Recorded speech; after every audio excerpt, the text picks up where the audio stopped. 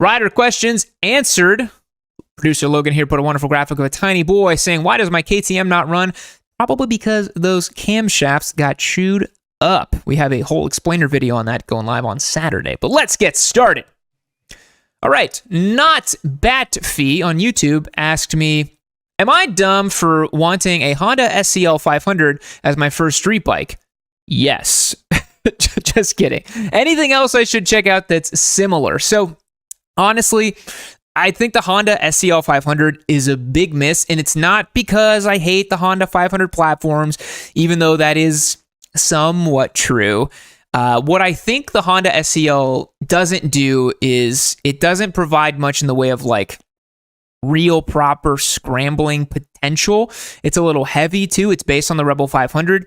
Personally, if you want something like that, the Husqvarna Svartpillen 401, fantastic option.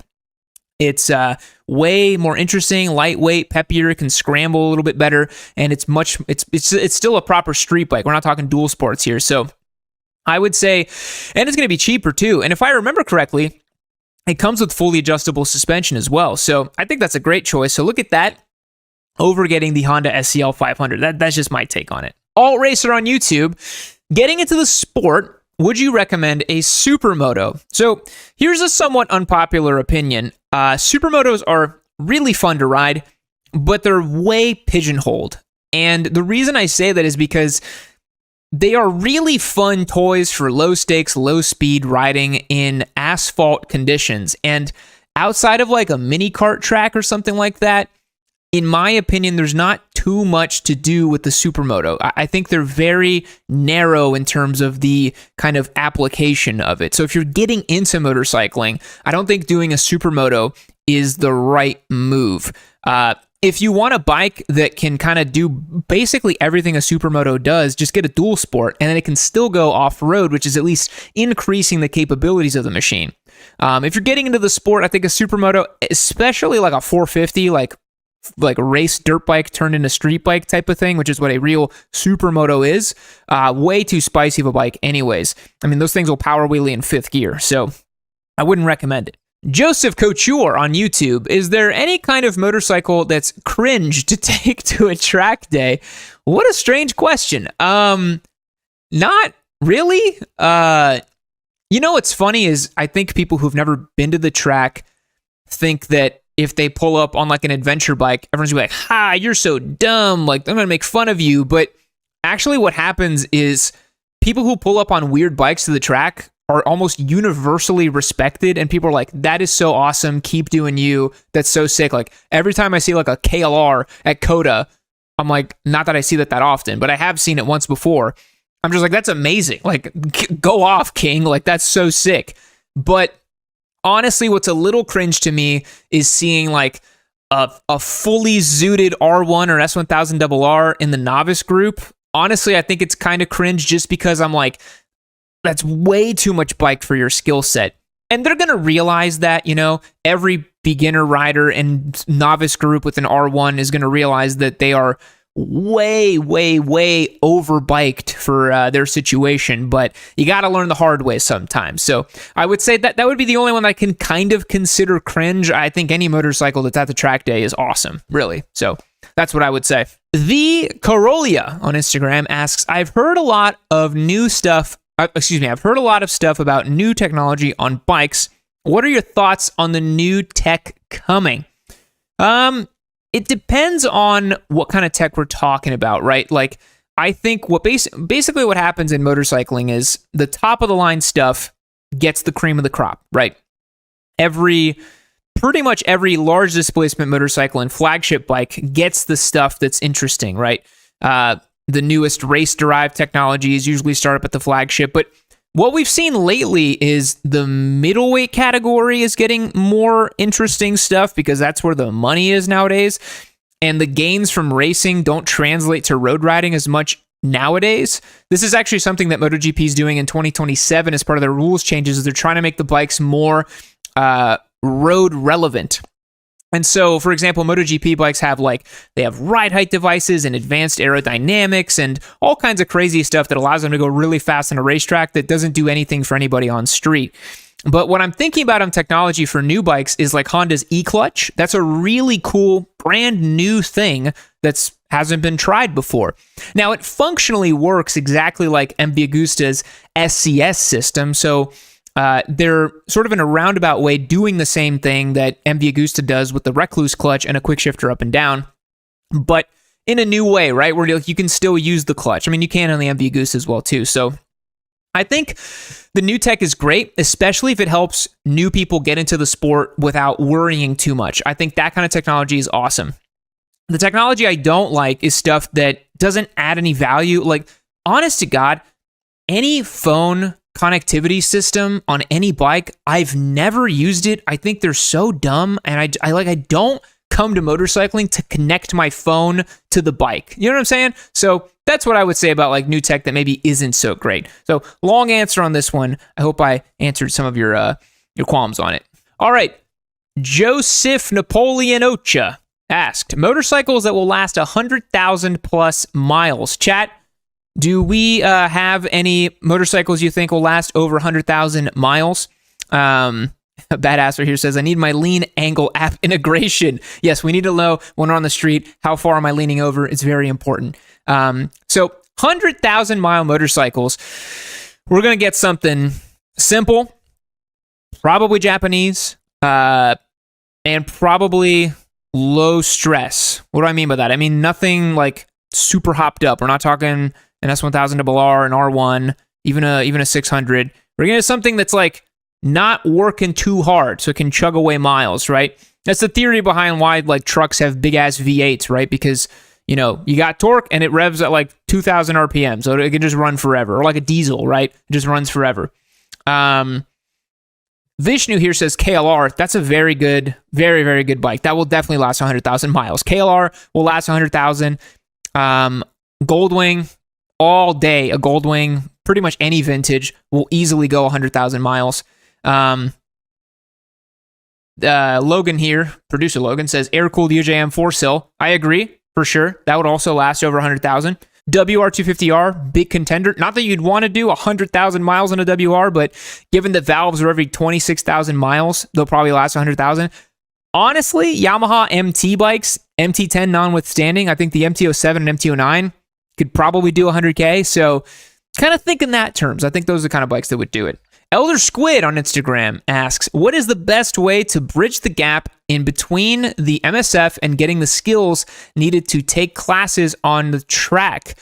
So this is interesting, right? Because I see a lot of guys ask this question of like, hey, like I want to go to a track day, but I don't know if I have like enough skill to be good enough to be on a track. And honestly, in the novice level, if you can literally ride a motorcycle at very basic level of competence, I'm talking like you can get up to highway speed, you can cruise around in your suburban areas, you can like lean the bike over and take a turn and like put the bike where you want to go relatively well, you're ready to go to a track day.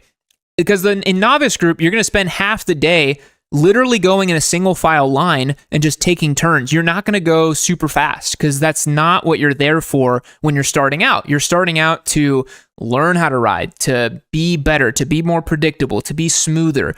So you don't need too much more skills beyond the MSF. I would say if you've done the MSF and you've been riding for about a year, you're ready to go to the track. You can absolutely go to a novice track day. You're not going to have any issues with it and should be pretty good. And I really recommend you do it. All right. Super Buttery on Instagram asks, Aprilia has a demo tour coming to town. What should I expect? Well, first of all, you should expect to have a ton of fun. Demo tours are a lot of fun because you get to try a bunch of different bikes and they want you to, so you go and buy one. And Aprilia's got a lot of cool stuff right now, so I would expect you to have a lot of fun. Don't expect to be able to spend too much time on each bike because everybody wants a turn. So they'll probably get you on a bike. You'll do like a 20-minute route and then come back and park the bike and then jump on another one or let somebody else take a turn. So don't expect to get too much out of it, if that makes sense. Like you're not going to be able to really know what the bike's all about. You're going to get a very small taste of it. But Aprilia's got a really nice lineup right now, especially if you get the chance to try the RS bikes. You try the RS 457, the 660, and then you can also try the RSV4 if they have it. Why not? Go crazy. Hey folks, I hope you're enjoying this Yammie Noob live stream clip. Remember, every Wednesday at 6 p.m. Central, right here on YouTube, I do the streams. If you want a chance to participate in the live streams, head over to yammie-noob.co and become a member. You'll get access to our Discord server, automatic entries to win our giveaway motorcycles, and access to our newsletter as well. It's a great way to support the show. It's like a bike night that never ends over there. It's a lot of fun, and I'm on there all the time. Join as a member on yammie-noob.co and support the show. Cameron Hutchcroft on Instagram asks, best technique for rev matching while downshifting under heavy braking. Man, it's like I make videos on this topic, I answer it, and someone still has the question, so clearly we got to do a better job. We made a downshifting video that explains it really, really well, as best as I could. I used a 360 camera, showed everything, but I'll review it again here. When you're heavy braking, right? Let's say you're on track, you're trying to hit your braking markers, like really burying it. The best technique for rev matching is if you have a slipper clutch, let the slipper clutch do a vast majority of the work for you. The reason being, if you're heavy braking, your rear wheel isn't even really touching the ground.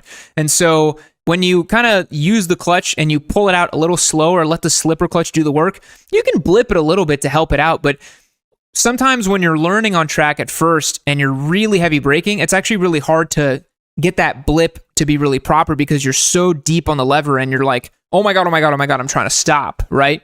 So I would say slip the clutch a little slower, and that rear wheel is going to come up just a little bit. You're not going to be like, you're not going to be doing like Toprak Razgat Leoglu stuff, right? It's just going to be kind of floating if you're really heavy braking, and you can just let it out a little slower. The slipper clutch will help out, and that's going to be a really efficient way to brake while you're heavy braking. But you can't really do that on street. Like I've tried to ride sometimes in a way that I'm like, let me try to brake like I do on track on street. I can't. Like I'm too scared because like you're gonna crash on street. So this is something best reserved for the track too. All right, Cozy Moto on Instagram asks, best maintenance to do on your own versus take it to a dealership. Wow, dealership/shop. Chat, let me know what maintenance that you guys are doing at home versus like stuff that you take to the shop, because honestly, what it comes down to is your own personal abilities, right? If you have experience working on cars and automobiles and you've done spark plugs and oil changes and all that kind of stuff, you're probably going to be way more keen to do it yourself on a bike because bikes are really easy to work on. I would say before tackling any project with your bike,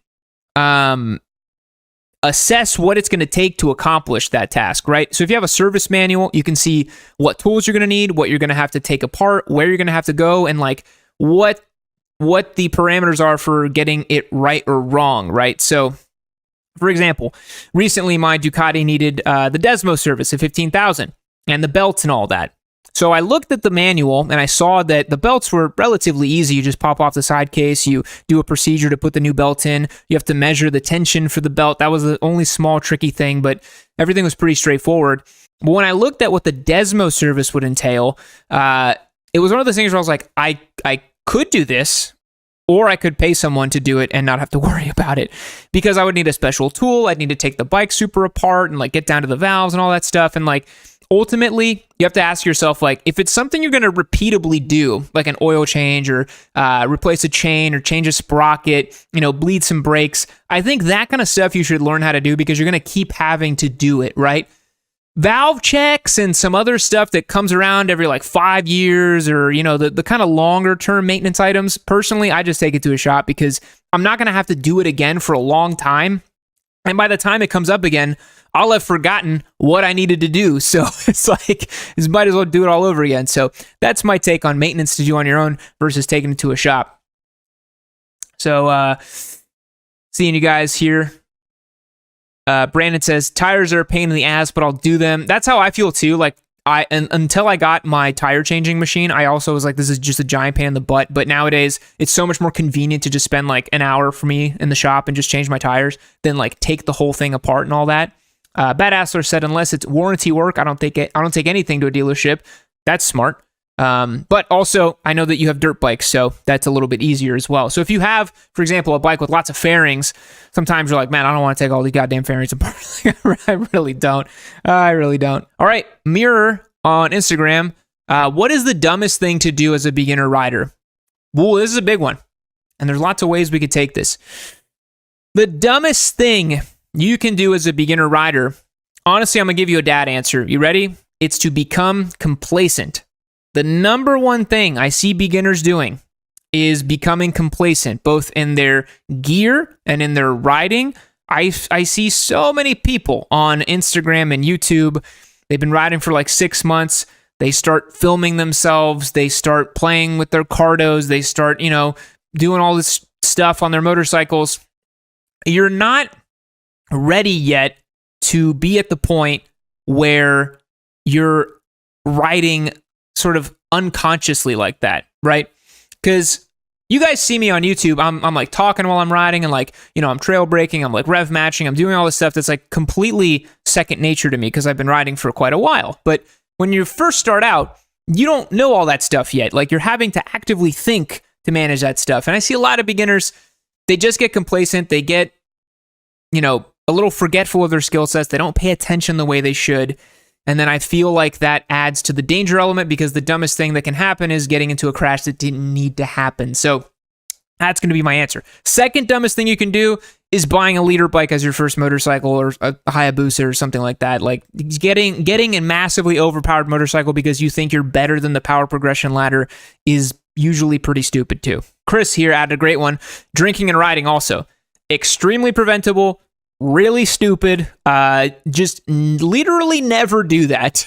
Literally never do that. If you want a taste of what that's going to be like, drink 2 or 3 beers and then ride a bicycle. And then imagine that, but about 100 times faster. And you're not going to have a good time. When you're drunk, your balance is impeded. And guess what you need to ride a motorcycle? Balance. Okay, Dan Demand, 31. He asks, is an Underglow kit on a bike still not the style to go with? Man, it really depends on the crowds you're hanging with. For me personally, I wouldn't do it.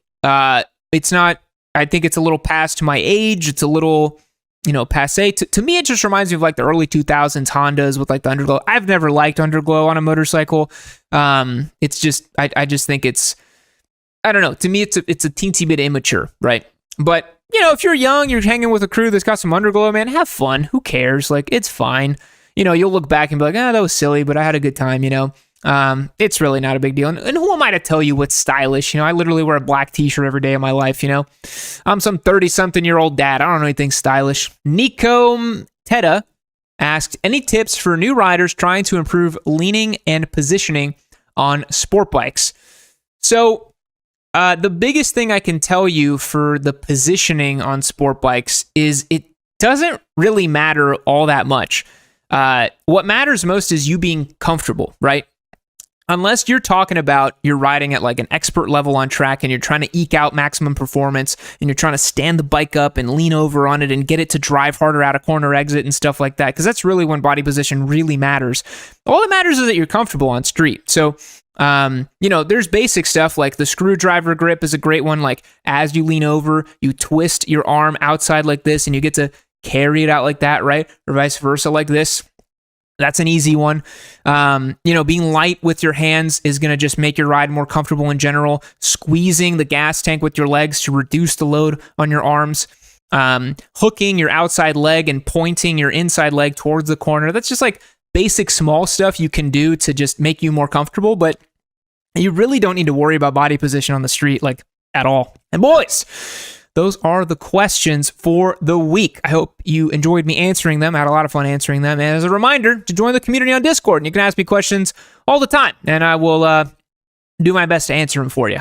That's all, folks. That's the end of the video. Our time is up, but if you want the conversation to keep going, join me over on YammieNoob.co. Become a member. You'll gain access to our infamous Discord server. I'm on there every day, so if you want to talk to me, ask me some questions, just shoot the BS about motorcycles. That's the best way to do it, and you'll get entered to win this MT-09 SP. This is one of my favorite giveaway bikes we've done, and I would hate for you to miss out on it. But if you need a little bit of time to think about it, click the link right over here. Keep watching yourself some Yammie Noob. We have tons of premier, top-tier, incredible motorcycle videos just waiting for you. They're free. Watch them.